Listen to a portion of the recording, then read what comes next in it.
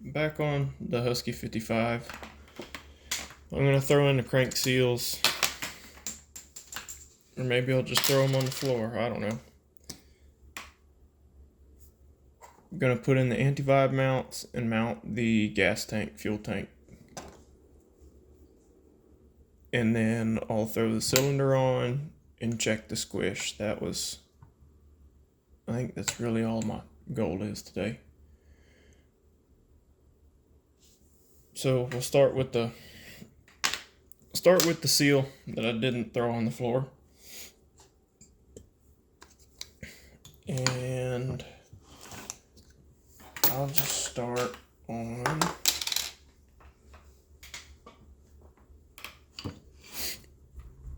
the flywheel side. This is 2-stroke oil in a syringe. A little bit of it around the crank.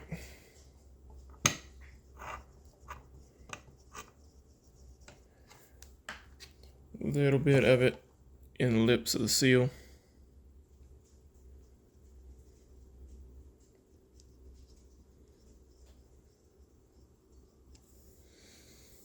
Now I like to try and keep the outside of the seal dry.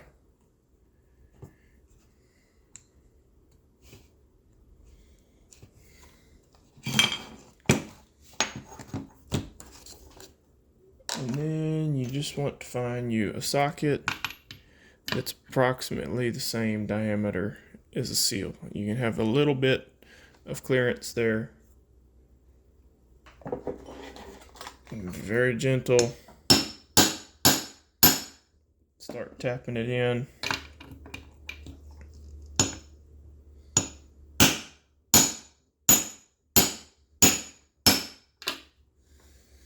And you just want to tap it in pretty much till it's flush with the case.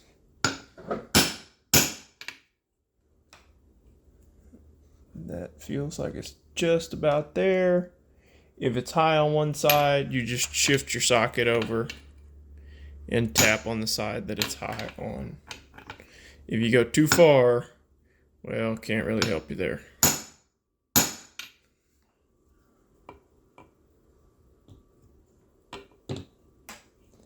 This side's a little bit high.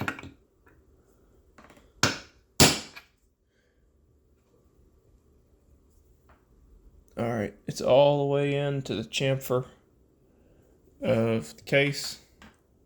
Gonna call that good. It's all the way to machined sealing surface on the crank. That's all you're wanting there. Let me go diving under the table real quick.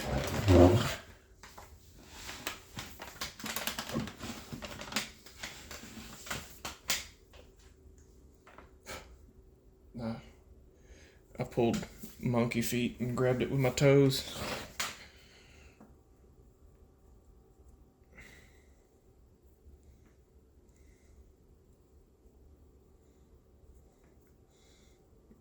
And I guess it fell into a dirty spot under the table. So now I got dog hair and just dust from the floor in that seal. I'm just wiping it clean with my fingers. You can see any sort of debris that's left in the lip of that seal. So you want to make sure if you drop it, you get all that out of there.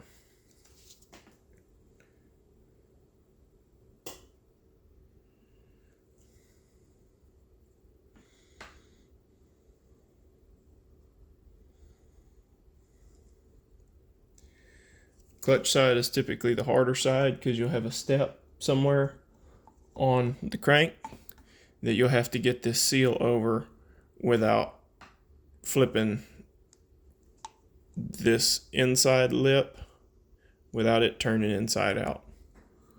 If it does turn inside out on you,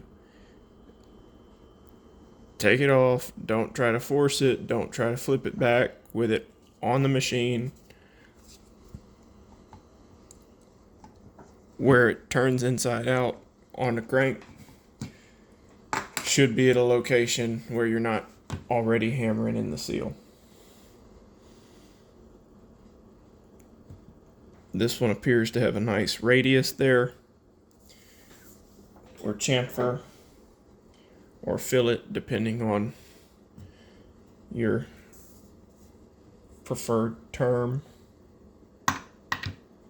You may have to get a deeper socket in order to seat the seal on either side. This one, I believe, bottoms out. Actually, it does not.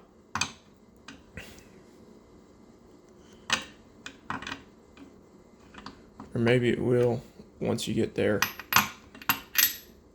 Not going to chance it. I'm just going to start with this one. You see how far it goes in reverse. So this will not be any sort of issue.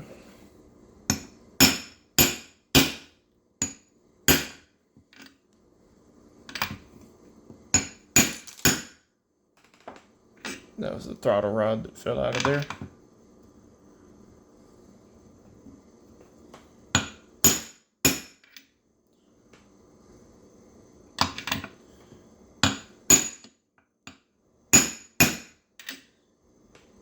And if this is your first time installing a seal, if you buy them, I would buy two, because if I'm out of practice on doing seals, I'll probably mess one up.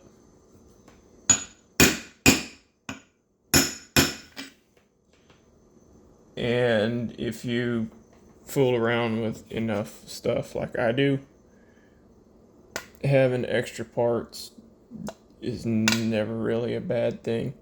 And this one is set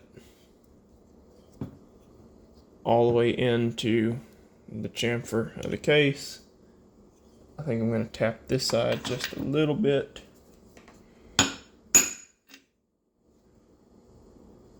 And it appears to be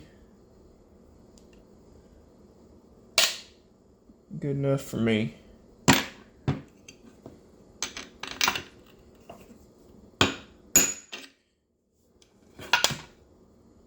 Now it looks even all the way around.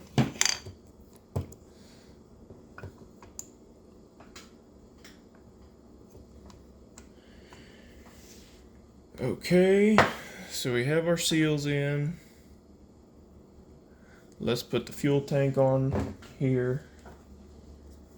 Both of the fuel tanks turned out pretty well.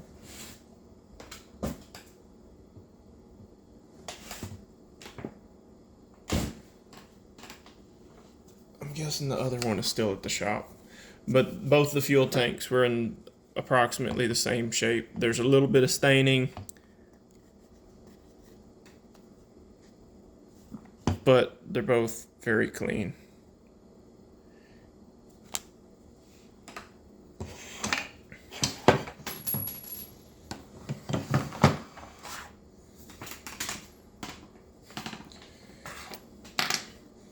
So you position your fuel tank.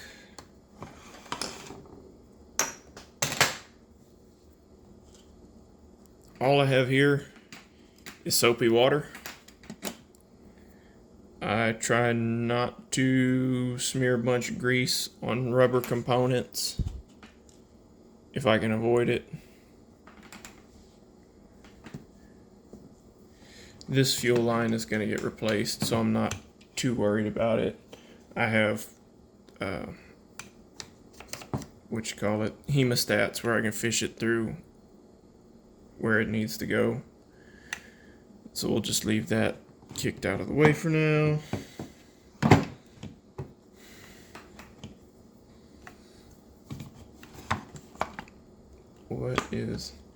Okay, there's a notch here. Right, yeah. There's also a catch in the case that corresponds to that location. Those two things gotta line up.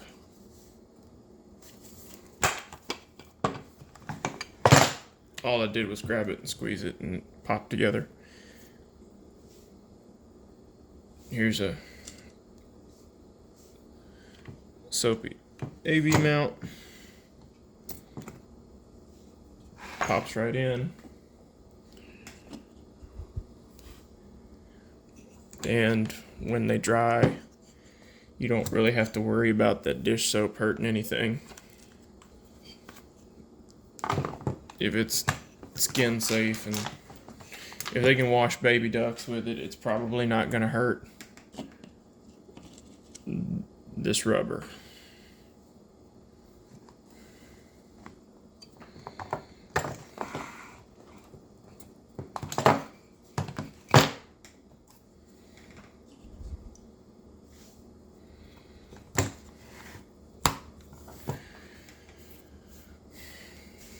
Now it's starting to look like something.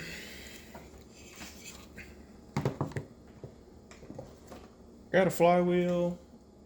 I don't know if I grabbed the nut for it. Another thing to note, the crankshaft was moving nice and free.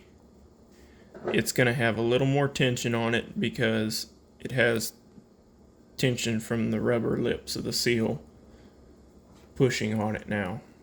So it is going to snug back up. But before you put your seals in, you want to make sure your crank rotates freely. You should be able to take it 2 fingers and spin it back and forth without having to put a ton of effort in it.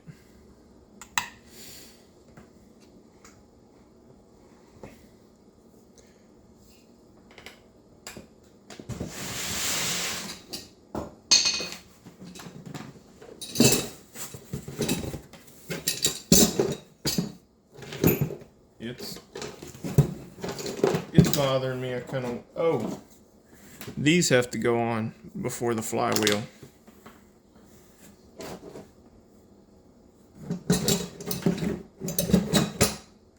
And that takes 2 Phillips screws.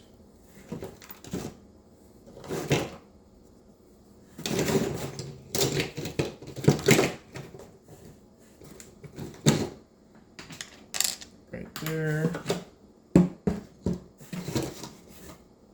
Here's a nut for the flywheel. There's a coil, but that coil is filthy, so I'm not going to worry about installing it.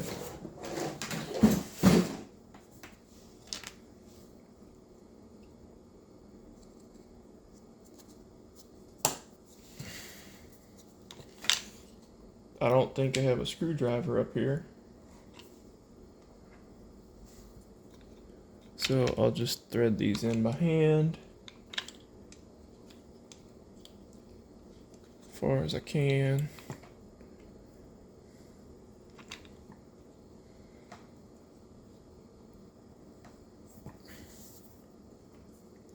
And this nut actually needs to be washed off. Here's how you don't lose your flywheel nut. There's magnets there.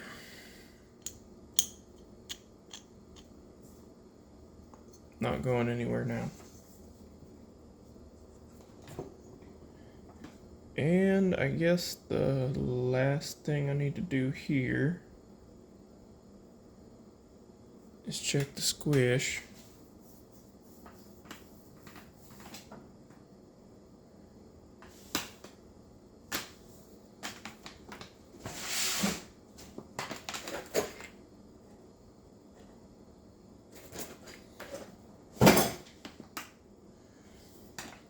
I guess I left the clutch at work.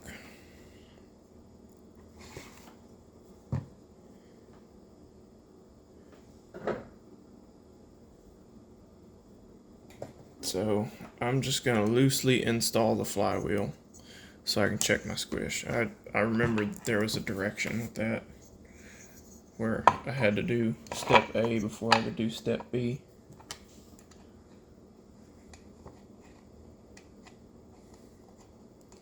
That's how you tell if I'm doing a video when I should be going to bed, is I start getting mixed up real bad. Just because I'm human and I get tired.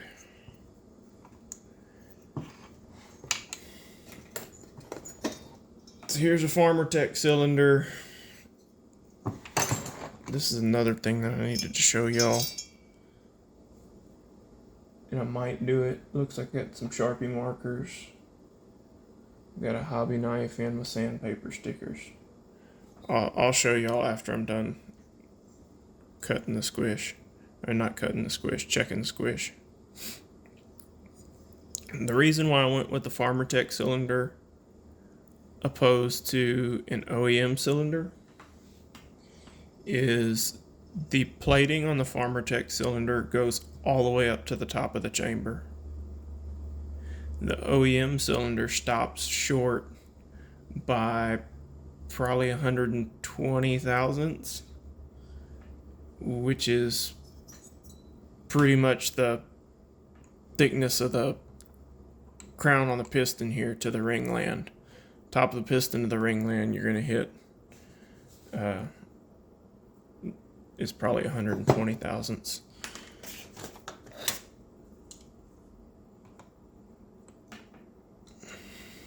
It's 140, but give me a break.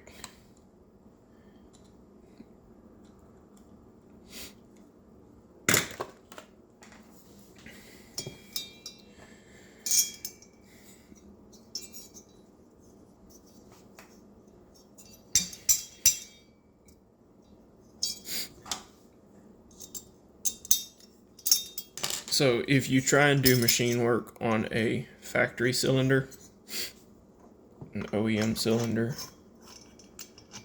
you run a possibility of catching a ring in that area where there's no coating.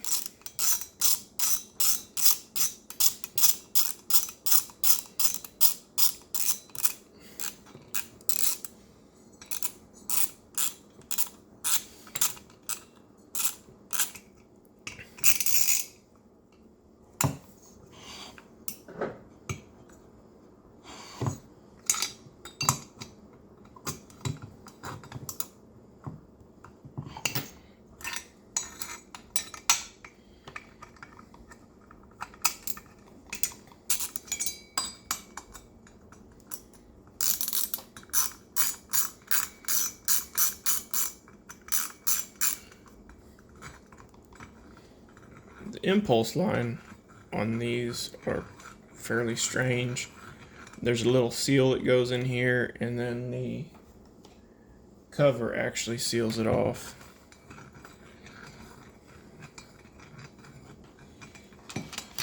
I don't say this about many things, but I do believe the Husky 2 Series saws are one of the things that was built so well. And this is very close to a 2 Series saw, that's why I bring it up. But they were one of the things that was built so well and so durable that they had to change the design because they were just so well built. If you took care of it, they, there's 2 Series saws out there that are probably close to twice my age. I don't know when they introduced them, but I'm 28, so 95, 94, 93, so 73. I'll have to look that up, find when the 2 Series came out. But they're just solid. I don't think there's a better way to describe them other than just being solid. And they made good power. They're not the lightest thing in the world. They don't have the best ergonomics or the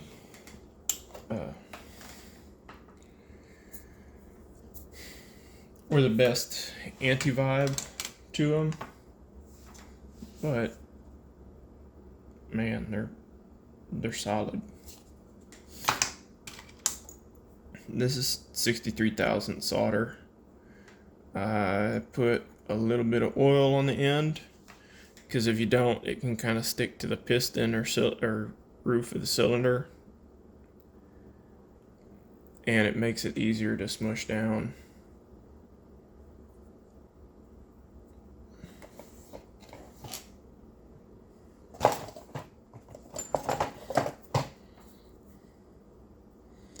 Throw a little bend in it. You kind of want it to sit over the top of the, wrist pin in the cylinder. If you have it straight forward or straight back, if you don't have a ring in the piston, even if you do have a ring on the piston, it'll rock forward or back. So you want it in the middle where your pivot point is, and it gives you your most accurate measurement because there's the least chance of rock.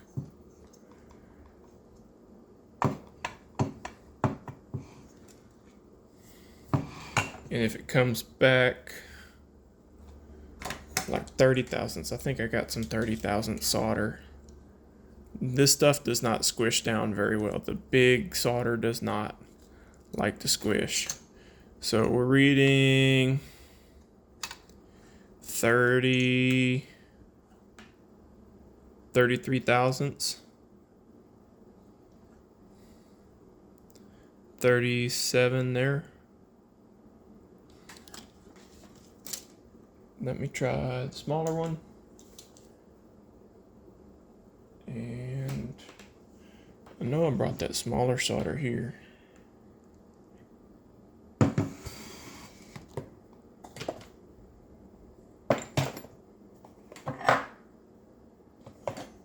Maybe I'm just crazy and I didn't bring it up here. Oh, it's right in front of me, that's why.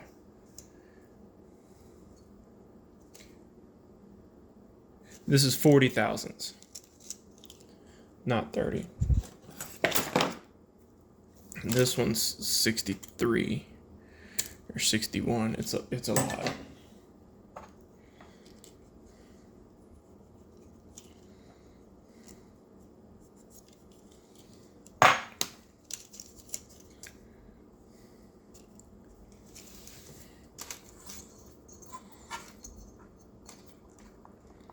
So there wasn't a whole lot of resistance there, so that 35 was probably pretty accurate.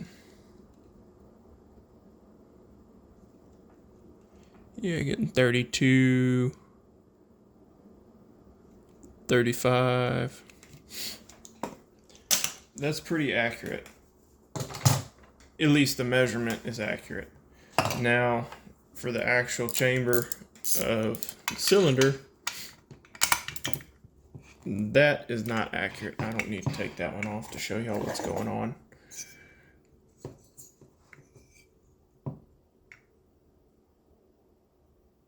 This one doesn't look quite as bad, but it's still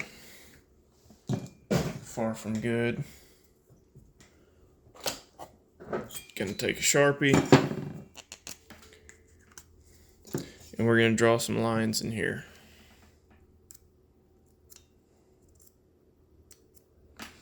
And as long as you got lines all the way around, that's all we're aiming for. We're just want some marks that are easy to wash off. You can see it has been scribbled in. Might be a little blurry, but that's all right. I need to rinse this off.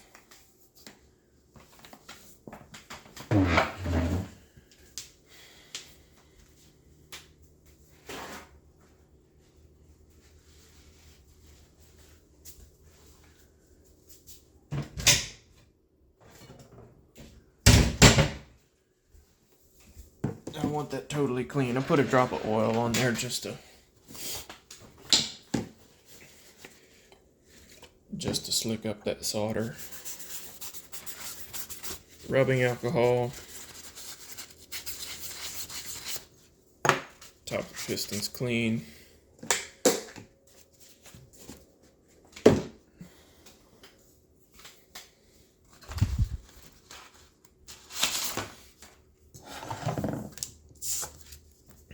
This sandpaper, the discs you can get at your local hardware store.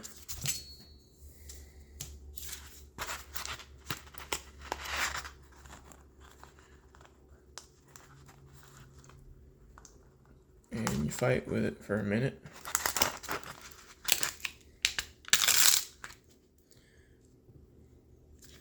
Come to the very edge.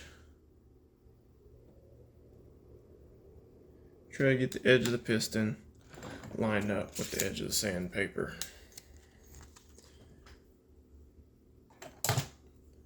Take a hobby knife and do not chop your finger off.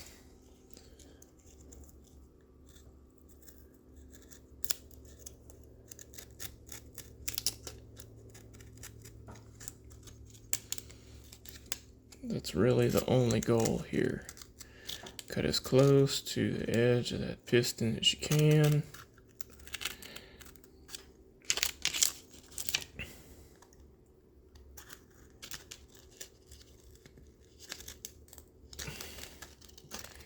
You may not nail it perfect. Sometimes I'll rip this into strips, so I'm not working with the whole sanding disc,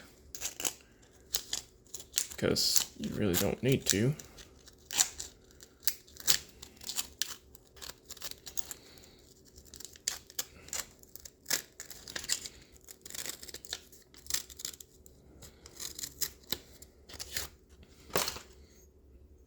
And do your trimming.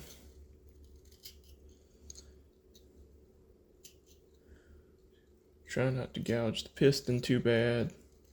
Sometimes I'll buy a cheap piston just for this, or I'll use one that's got some bad scoring in it.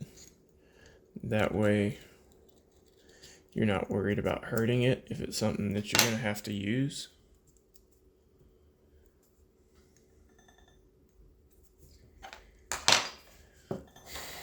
Sandpaper piston. All our funky marks in the chamber.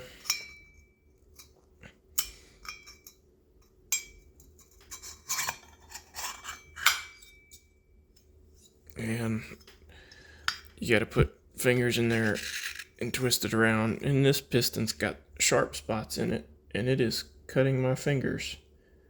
It legitimately cut my finger when I did that. So the hobby knife didn't do it, the piston did.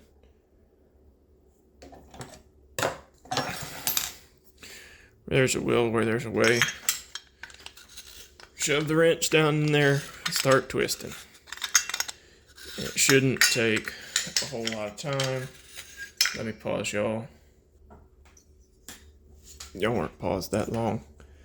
But now you can see down in the chamber where the sandpaper's hitting and where it's not. So it's very easy to see how far off that chamber is. I will sit there with sandpaper on top of a piston until that whole chamber is even. And then I'll know my measurement from side to side, front to back, should be within a few thousandths versus within 10, 15, 20 thousandths. So I'm going to call it there.